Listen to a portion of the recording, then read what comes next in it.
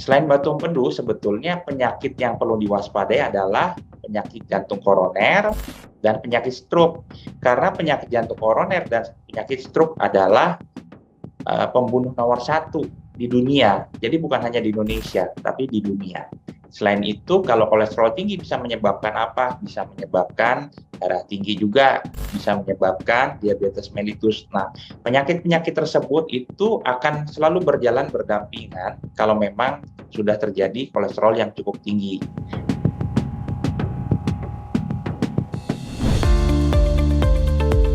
Halo sahabat kompas.com. Siapa di antara kalian yang sering merasakan nyeri kaki, dada, atau sampai pegal-pegal di tengkuk? Jika kalian mengalami hal ini, kudu mulai hati-hati nih. Soalnya bisa jadi itu merupakan tanda kolesterol di dalam tubuh kalian sudah tinggi. Kalau kolesterol udah tinggi, risiko kalian terkena serangan jantung hingga stroke juga akan semakin tinggi loh. Nah, kalian gak mau kan kayak gitu? Makanya, yuk simak cara menurunkan kolesterol yang cepat dan tentunya aman buat tubuh kalian di Oh Begitu Kompas.com.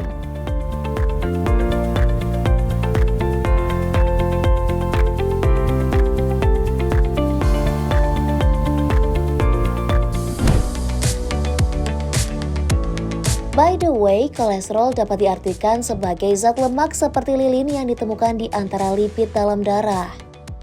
Kolesterol sendiri ada 3 macamnya nih, yakni kolesterol baik, yaitu seperti kolesterol high density lipoprotein atau HDL. Kemudian kolesterol jahat, seperti low density lipoprotein atau LDL, dan trigliserida atau salah satu jenis lemak darah. Kolesterol akan jadi masalah jika kadar LDL lebih tinggi dari HDL. Menurut dokter spesialis penyakit dalam dari Klinik Indrayana, Edward Faisal, kolesterol tinggi bisa memicu penimbunan lemak di dinding arteri. Jika mengalami kondisi ini, maka nggak menutup kemungkinan nih, seseorang akan menderita batu empedu, serangan jantung, stroke, darah tinggi, hingga diabetes. Nah, ini yang mesti diwaspadai, karena penyakit jantung dan stroke dikenal sebagai pembunuh nomor 1 di dunia. Selain batu empedu, sebetulnya penyakit yang perlu diwaspadai adalah penyakit jantung koroner dan penyakit stroke. Karena penyakit jantung koroner dan penyakit stroke adalah pembunuh nomor 1 di dunia. Jadi bukan hanya di Indonesia, tapi di dunia. Selain itu, kalau kolesterol tinggi bisa menyebabkan apa? Bisa menyebabkan darah tinggi juga, bisa menyebabkan diabetes mellitus. Nah, penyakit-penyakit tersebut itu akan selalu berjalan berdampingan kalau memang sudah terjadi kolesterol yang cukup tinggi.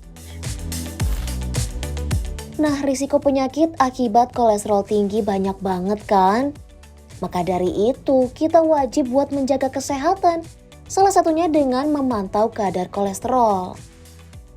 Pada umumnya, kadar kolesterol total nggak boleh lebih dari 200 mg per desiliter.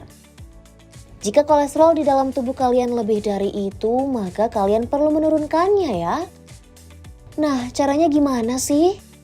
Kalian tentunya harus menjaga asupan lemak di mana hanya dianjurkan 12 hingga 14 gram per hari. Lebih mudahnya, kalian juga bisa mengurangi makanan yang digoreng, makanan tinggi lemak seperti jeroan dan seafood, hingga makanan yang mengandung margarin dan butter.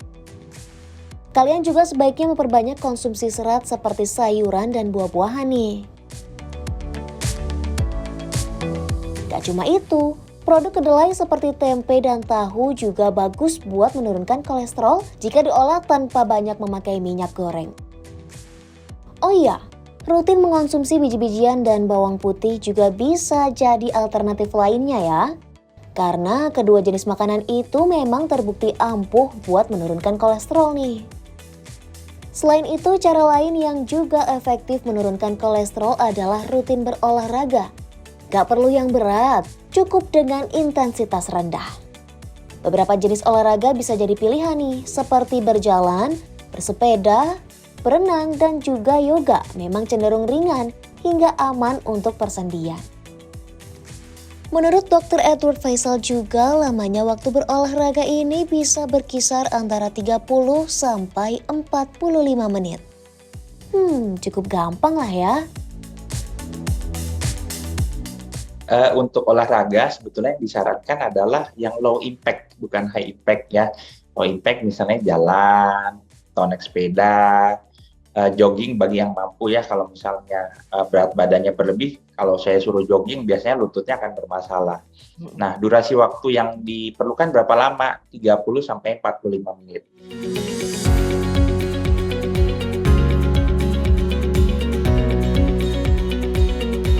Itu dia beberapa cara cepat menurunkan kadar kolesterol di dalam tubuh. Namun tentunya lebih baik udah mengontrol asupan makanan sebelum jumlah kolesterol kita udah keburu tinggi dong. Oleh karena itu, yuk rutinkan diet sehat, mengecek kadar kolesterol di laboratorium maupun berolahraga. Oke deh, sekian dulu video kali ini. Simak informasi menarik lainnya hanya di ohbegitu kompas.com, jernih melihat dunia.